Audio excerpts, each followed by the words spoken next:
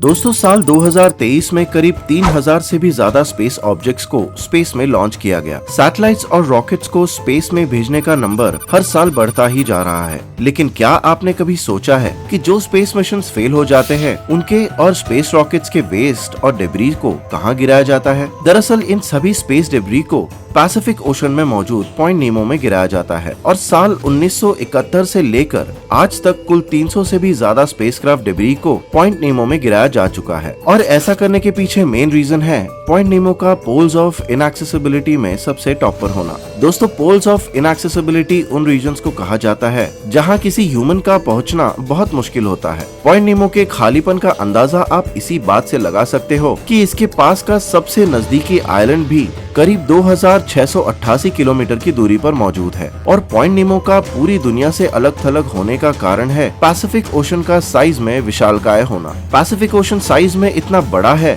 कि अगर इसके एक तरफ होल करके दूसरे साइड निकला जाए तो आप दूसरी तरफ भी पैसिफिक ओशन से ही निकलोगे। इस तरह के फिनोमेनन को एंटाइपॉड्स कहा जाता है और पैसिफिक ओशन में ऐसे कई एंटाइपॉड्स मौजूद है। दोस्तों अब सवाल ये उठता है कि आखिर कैसे पैसिफिक ओशन साइज में इतना बड़ा बन पाया? आखिर अर्थ में ऐसे कौन से जियोलॉजिकल चेंजेस हुए थे जिसने पैसिफिक ओशन को अर्थ का सबसे बड़ा ओशन बना डाला? आइए जानते हैं इन्हीं मजेदार बातों को आज की इस वीडियो में।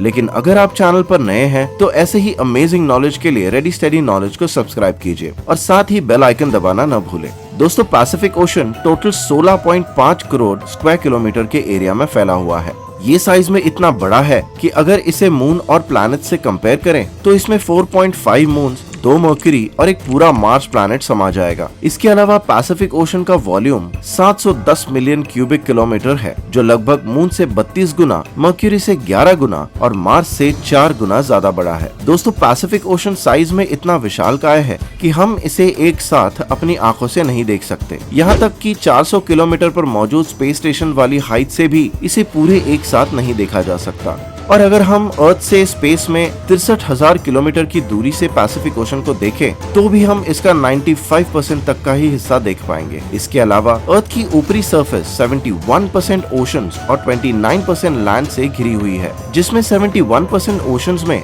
46.7% पार्ट सिर्फ अकेला पैसिफिक ओशन ही कैप्चर करता है। यहाँ तक कि अगर सभी कॉन्टिनेंट्स को एक साथ मिला दे तो उनका कंबाइंड एरिया भी पैसिफिक ओशन के 13.3% कम होगा। दोस्तों अब सवाल ये उठता है कि आखिर कैसे पैसिफिक ओशन साइज में इतना बड़ा बन पाया? और इसकी शुरुआत मिलियन सालों पहले हो चुकी थी जब सभी कॉन्टिनेंट्स एक ही सुपर कॉन्टिनेंट में कंबाइन हुआ करते थे जिसे हम पैंजिया के नाम से जानते हैं। और ऐसे ही तब अर्थ में एक ही कंबाइंड ओशन मौजूद हुआ करता था। इसके बाद कॉन्टिनेंटल ड्रिफ्ट थियरी के अकॉर्डिंग सभी कॉन्टिनेंट्स के नीचे मौजूद टेक्टोनिक प्लेट्स की मूवमेंट की वजह से सभी कॉन्टिनेंट्स धीरे धीरे टूटकर अलग होने लगे और अपने इंडिविजुअल स्ट्रक्चर बनाने लगे। और दोस्तों इस तरह से टेक्टोनिक प्लेट्स का अलग होकर कॉन्टिनेंट बनाने का प्रोसेस अर्थ के इतिहास में 3 बार हो चुका है। और आज जो हम कॉन्टिनेंट्स का स्ट्रक्चर देखते हैं ये भी लगातार चेंज होता जा रहा है और आने वाले मिलियन सालों में ये स्ट्रक्चर भी चेंज हो जाएगा। अगर हम अर्थ में अलग अलग ओशंस की बनने की बात करें तो ओशंस और माउंटेन्स दोनों ही टेक्टोनिक मूवमेंट्स की वजह से ही फॉर्म होते हैं। जैसे अगर कोई 2 टेक्टोनिक प्लेट्स आपस में नजदीक आकर कोलाइड कर जाएं, तो उस प्रोसेस को कन्वर्जेंट बाउंड्री कहा जाता है, जिसमें हमें बड़े बड़े माउंटेन्स का फॉर्मेशन देखने को मिलता है। और ऐसे ही जब 2 टेक्टोनिक प्लेट्स एक दूसरे से दूर जाने लगते हैं तो उस प्रोसेस को डाइवर्जेंट बाउंड्री कहा जाता है,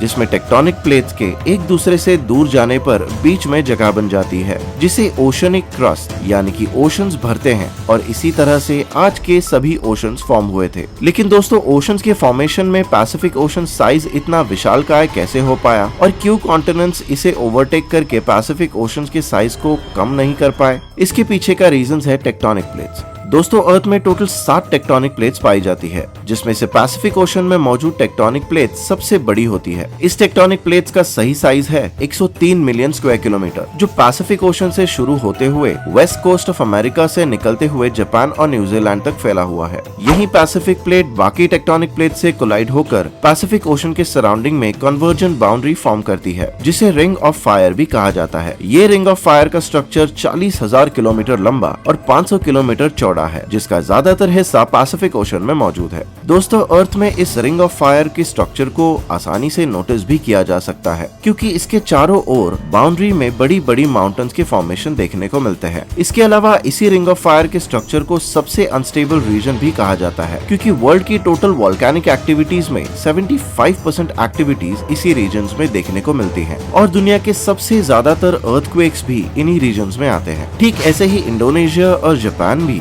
इसी रिंग ऑफ फायर की बाउंड्री पर मौजूद है, इसलिए इन कंट्रीज में ज्यादातर अर्थक्वेक्स और वोल्केनिक एक्टिविटीज देखने को मिलते हैं। दोस्तों, यही विशालकाय पैसिफिक टेक्टोनिक प्लेट बाकी टेक्टोनिक प्लेट से कोलाइड होकर अपने आप को ओवरटेक करने से रोकती है, जिसकी वजह से पैसिफिक ओशन का विशालकाय साइज मेंटेन रहता है, और यही कारण है कि हजारों किलोमीटर तक फैला ये ओशन वीरान और सुनसान है। इसके अलावा अगर हम पैसिफिक ओशन में जूम करें तो हमें वहाँ 25,000 से भी ज्यादा छोटे मोटे आइलैंड्स नजर आएंगे, और इन सभी आइलैंड्स का फॉर्मेशन ओशन के अंदर हुए वोल्केनिक इरप्शंस की वजह से हुआ है। लेकिन ये सभी आइलैंड्स इतने इनहैबिटेबल है कि यहाँ कोई ह्यूमन पॉपुलेशन और एनिमल नहीं पाए जाते। और अगर हम पॉइंट नीमो के सराउंडिंग एरियाज की बात करें तो इनके हजारों किलोमीटर दूर दूर तक कोई भी मरीन लाइफ एग्जिस्ट नहीं करती। जी हाँ दोस्तों, ये एरिया पानी के अंदर भी सुनसान है। इसका सबसे बड़ा रीजन है इस एरिया की चारों तरफ मौजूद ओशियानिक करंट्स, क्योंकि ये ओशियानिक करंट्स मरीन लाइफ को मिलने वाले सभी तरह के न्यूट्रिएंट्स को रोक लेता है, जिसकी वजह से यहाँ कोई भी मरीन लाइफ एग्जिस्ट नहीं करती। लेकिन दोस्तों, आज के वक्त में टेक्टोनिक प्लेट्स की कंटिन्यूअस मूवमेंट्स की वजह से पैसिफिक ओशन धीरे धीरे छोटा होता जा रहा है, जिसके हमें भयानक परिणाम भी भुगतने पड़ सकते हैं। लेकिन इसके साथ साथ ही अटलांटिक ओशन का साइज भी बड़ा होता जा रहा है, और प्रकृति के इस जियोलॉजिकल चेंज को देखते हुए ऐसा भी हो सकता है कि आज से कई मिलियन सालों बाद अटलांटिक ओशन पैसिफिक ओशन से भी बड़ा बन जाए, और आज जो हम सारे फीचर्स पैसिफिक के बारे में बोलते हैं